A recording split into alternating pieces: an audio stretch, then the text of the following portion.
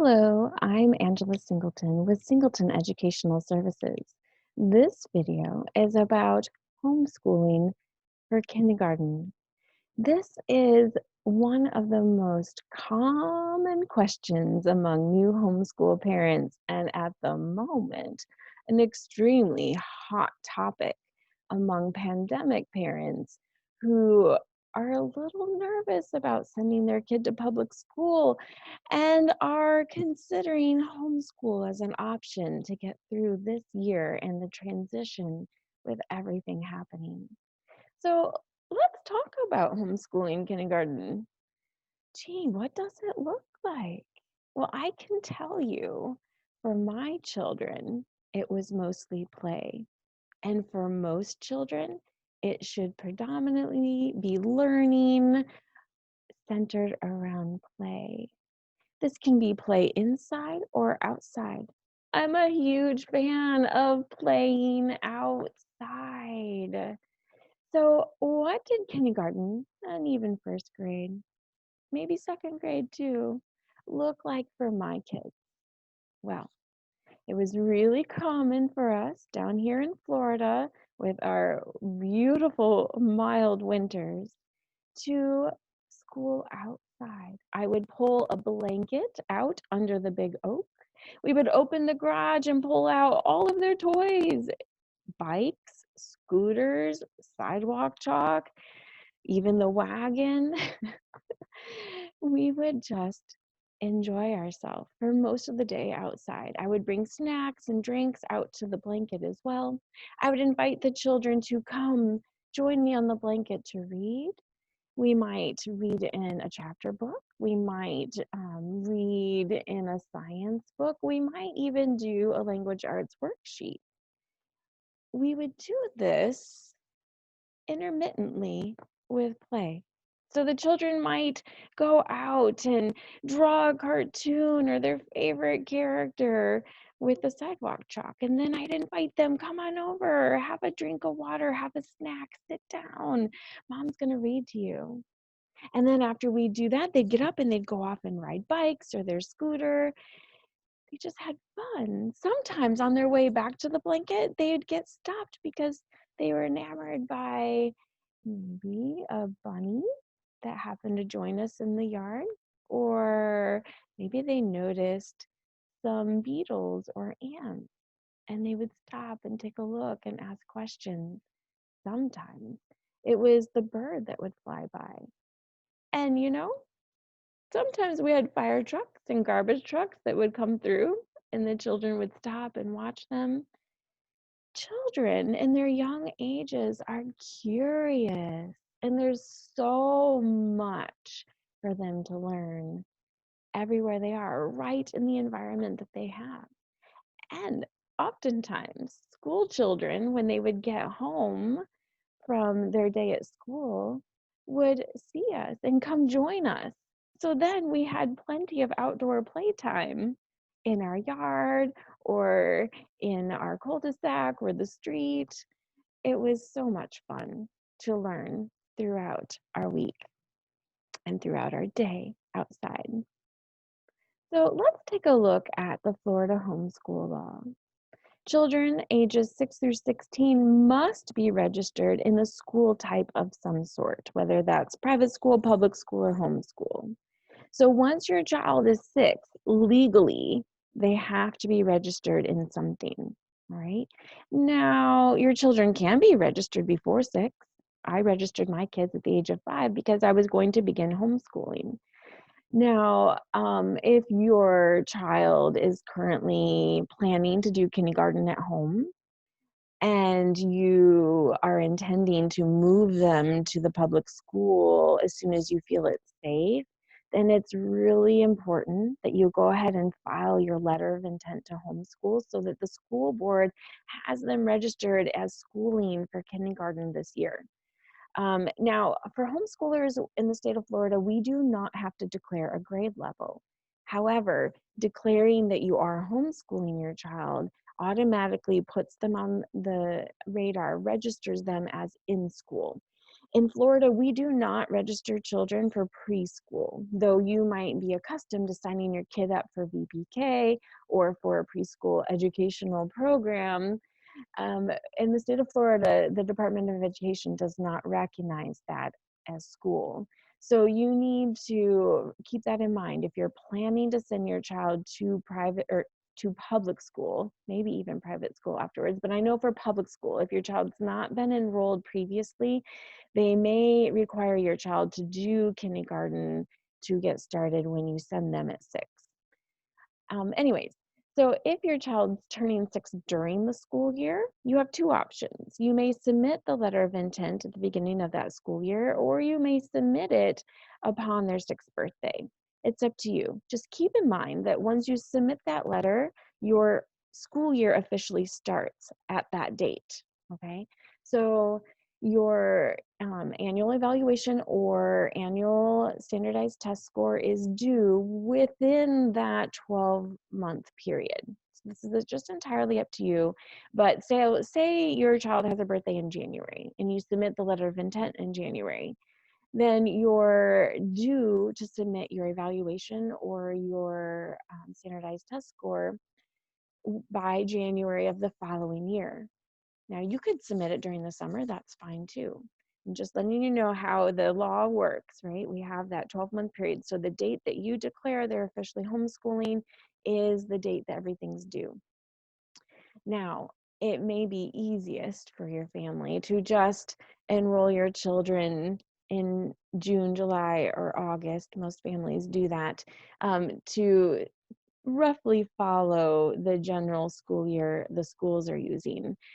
Now, doing that means that all your children's letter of intents are sent in the summer. You send them once per child, okay? And then all of your evaluations or test scores are due in the summer. You don't have to do it that way, but many families find it simpler to just have everything about the same due date. Now, a homeschool child, like I said, will have to keep a portfolio and submit a test score or their evaluation with the certified teacher. Choosing a certified teacher in Florida is rather simple. You either befriend a school teacher that you know that's comfortable with evaluating a homeschooler for progress, because that's what the law says, is just progress has to be demonstrated, and to have them review your portfolio. In my very first video about new to homeschooling, I cover what the portfolio is, but it's simply a list of things that your child's learned, books that they've used, any other resources that they've used, and dates that they completed things. It's quite simple. We also include samples of work in there.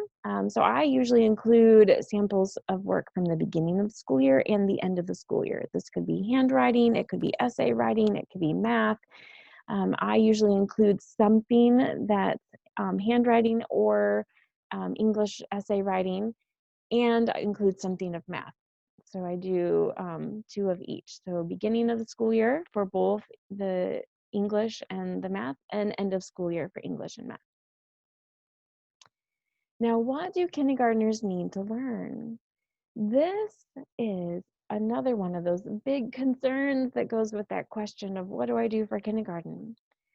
To ease your mind, you may want to pick up a book similar to this that outlines the general goals our U.S. government has set aside for the Department of Education for our children, okay? This one was written by Rebecca Rupp. It was given to me by veteran homeschoolers ahead of me, and I've used it as a general guide just to check here and there.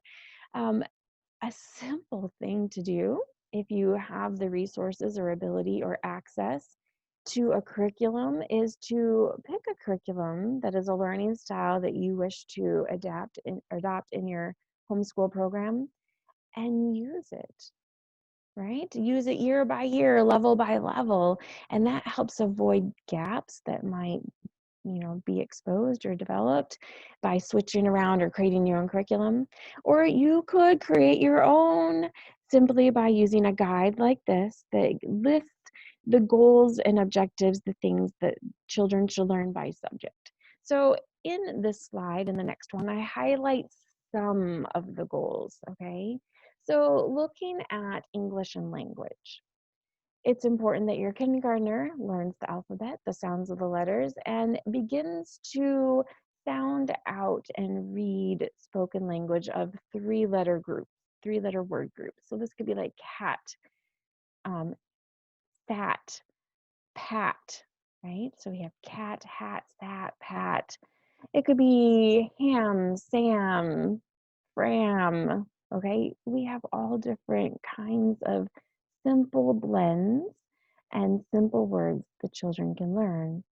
I highly encourage using Explode the Code workbooks.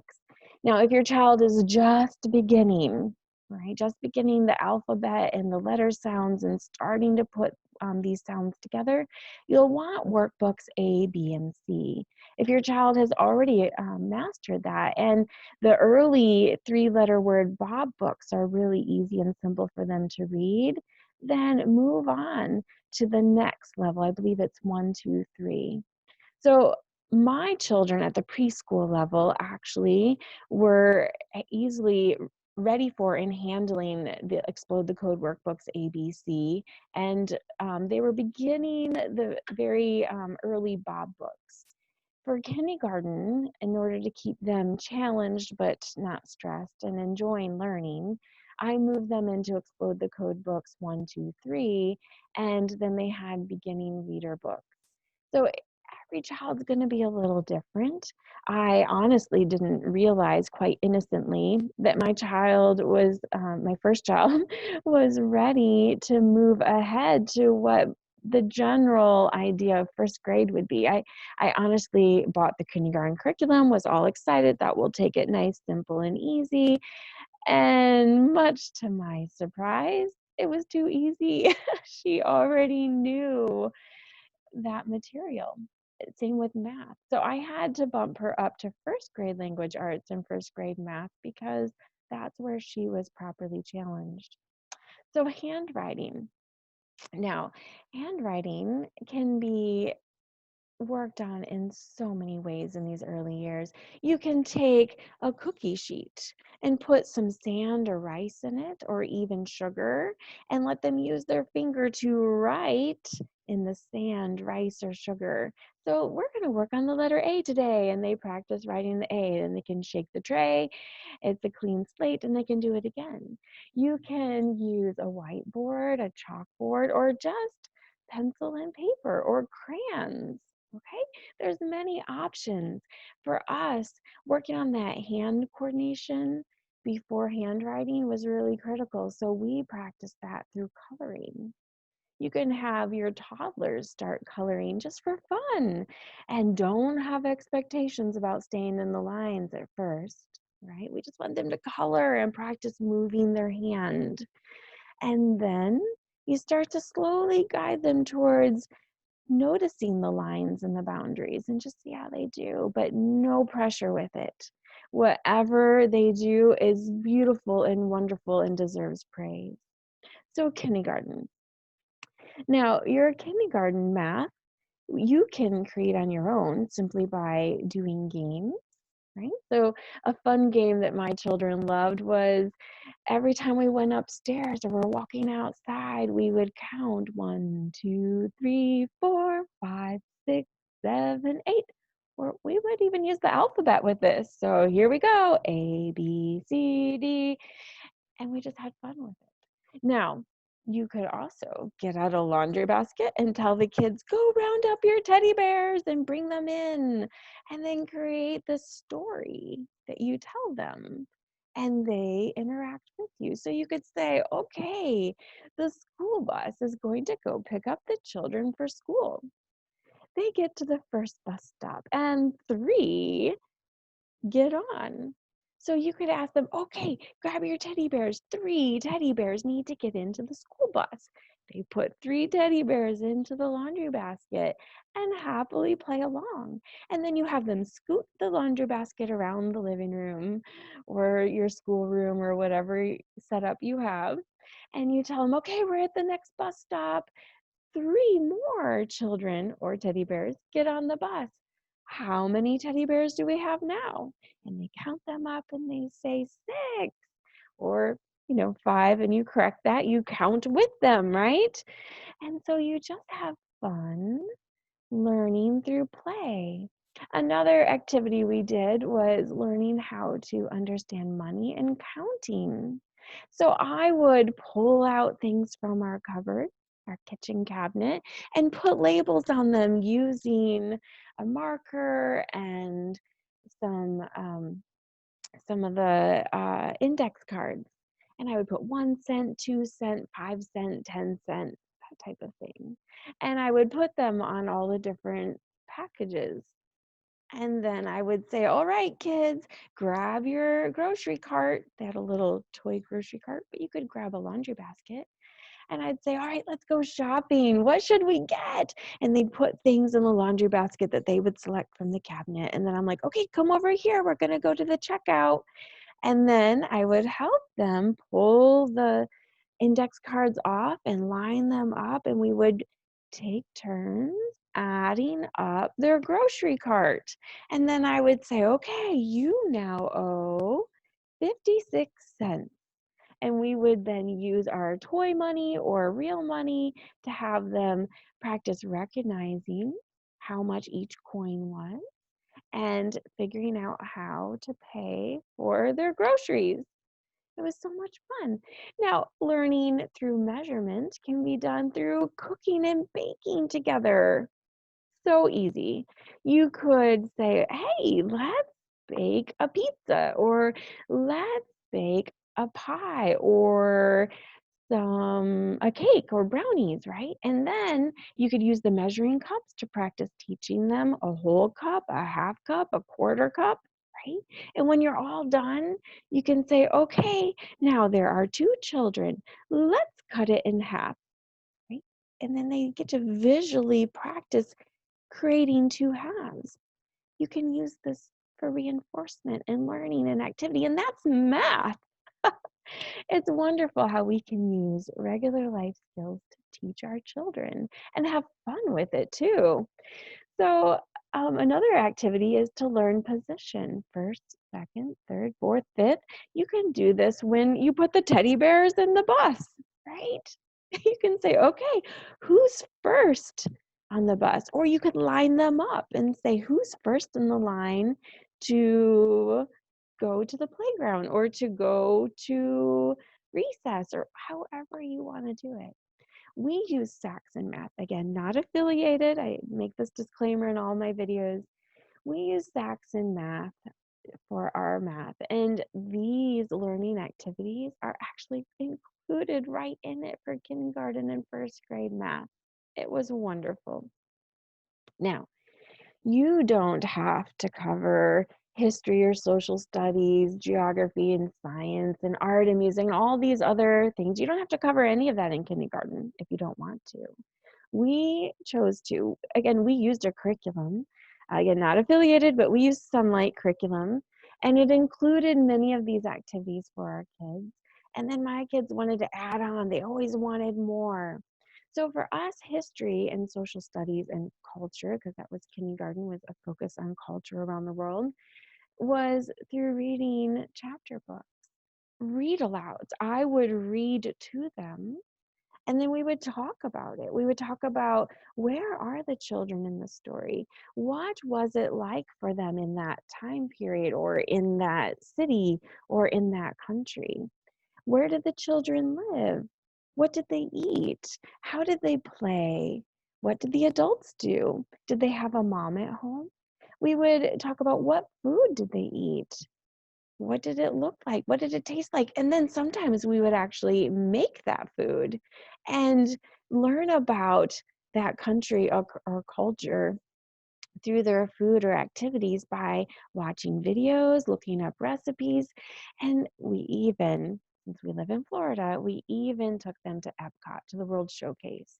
So each time my kids were in kindergarten, so my oldest when she was in kindergarten and my youngest when he was in kindergarten, we planned a school day to just go to Epcot and explore the World Showcase.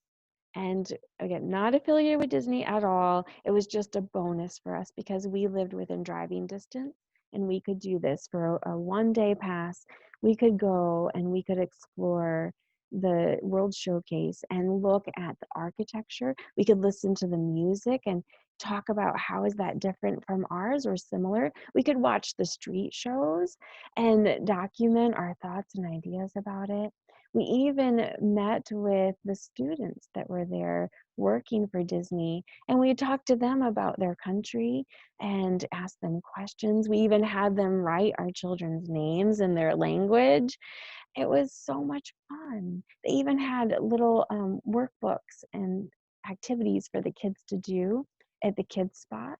So that was our way of helping the kids further immerse themselves in these different cultures that we had been reading about and learning about all year.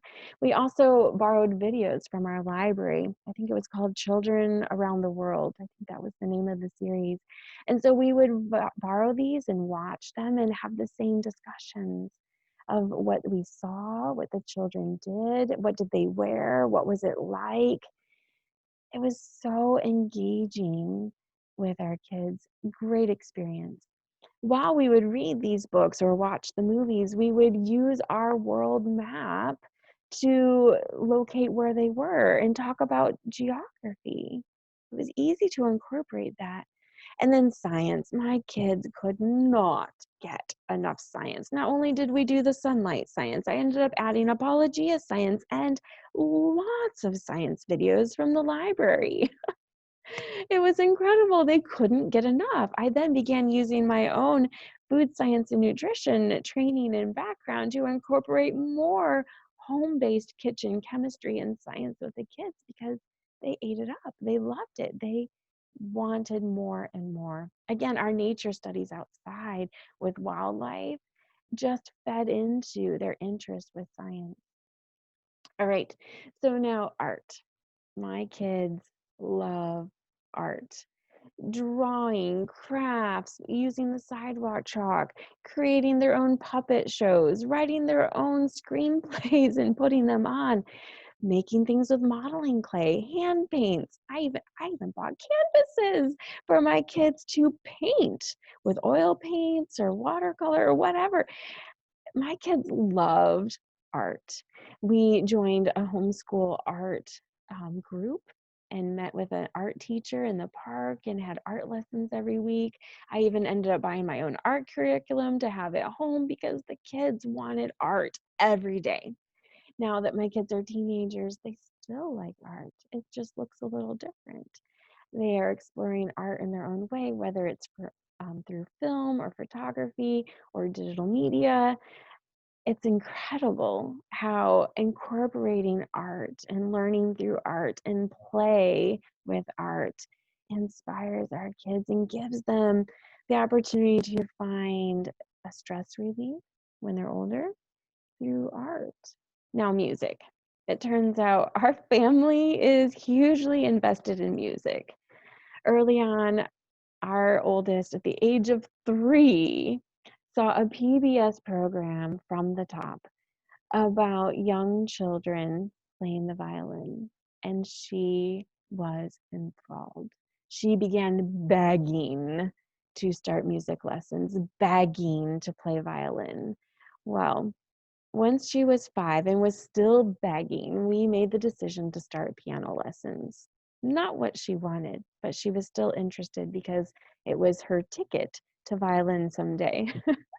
And we felt she was a little young to actually get much out of violin. So we started with piano, and later, as she continued to beg, she moved on to violin and then viola and writing music, and it kept going and growing. But early on, we began instrument studies, first with piano, so they could learn the basics about the notes and reading music, just some fundamentals, not without worrying about intonation. We did lots of singing of children's songs. I would have CDs that I kept in the car, and we just played them everywhere we went around town, and we would sing along. And singing of hymns was also quite wonderful. Our children would sing worship and praise songs and hymns at church. And so we just continued that at home. And it was just a natural part of our life. Easy ways for your children to learn through music as well. You could do geography songs, math songs, history songs. Believe it or not, there's homeschool curriculum that includes learning through singing. And our kids just thrived on this. But what is the most important takeaway I want for you with this video about kindergarten is that play is the most critical part of early education. Play, play, play. You can direct this play into a learning fashion, a learning mode, however you decide. And I strongly encourage take some of it outside, please, because learning through play outside is such a gift. Our children don't need to be sitting at a desk all day or in front of a computer with distance learning all day. They certainly can learn that way, but majority of their day needs to be play. And you can find fun ways to educate your children through play. All right, if you are loving all of these tips that I have to offer, if you want to learn more, I encourage you to check out the rest of my videos. You can subscribe to my YouTube channel. You can follow me on Facebook under Singleton Educational Services. And you can reach out to me if you would like to ask questions or if you need some assistance. I offer tutoring, curriculum planning, academic advising. This is really, really important as your kids get to middle school and high school years when it needs to be more formulated and structured and planned. You can talk to me about career planning. Do you have a teenager that just has no idea what they want to do and maybe they need to talk to someone to help them come up with ideas, maybe explore some interests? I can guide you with that. We can do consultations to assist with these things. My specialty is high school preparation and college prep.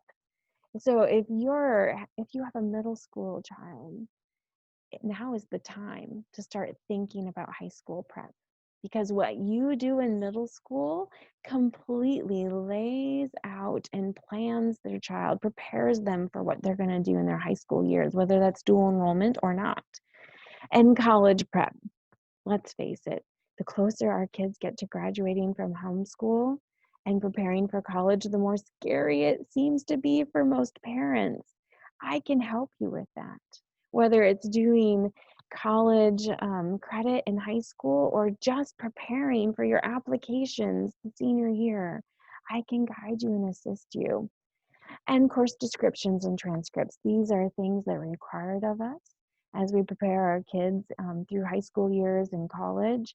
If you don't know where to begin, if you need help, or you just want to hire someone to do it for you, I'm your girl. I can do that. All right.